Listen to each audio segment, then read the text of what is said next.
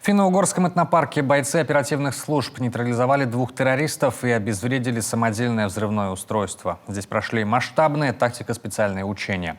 Пришлось хорошо пошуметь. К боевой операции привлекли подразделения МВД, МЧС, Росгвардии и даже армейскую технику. Подробности знает Алексей Корчма.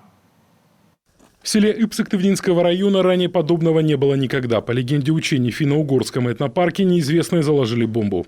Территорию по периметру оцепили, на входе и в лесу вооруженные посты. Работает кинолог и бельгийская овчарка Еста. Под одну из скамеек зеленый пакет. Еста ложится рядом. Это сигнал кинологу. Взрывчатку нашла. Бомбу увозят подальше на полигон и обезвреживают. Поиск самих террористов не прекращается. Подойдут, то будем их убивать.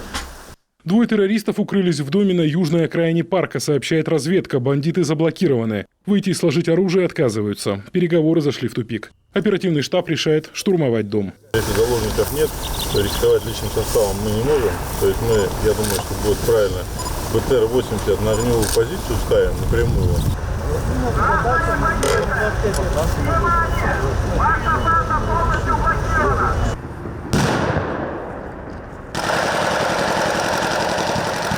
На позицию выдвигаются бойцы СОБРа. Преступники открывают по ним шквальный огонь. Под прикрытием БТР-80 группа захвата штурмует дом. Бандиты забаррикадировались в одной из комнат.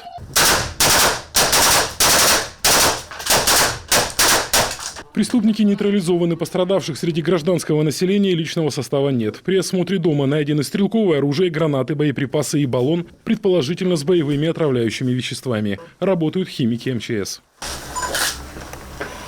Отрицательный. Наличие ядов или боевых отравляющих веществ не подтвердилось. Подводя итоги, руководитель оперативного штаба в Коми Владимир Щуровский отметил, учения прошли на должном организационном уровне. Все участники с поставленными задачами справились в полном объеме. Личный состав задействованных структур продемонстрировал высокий уровень подготовки. Алексей Корчма, Роман Боровиков, телеканал Юрган.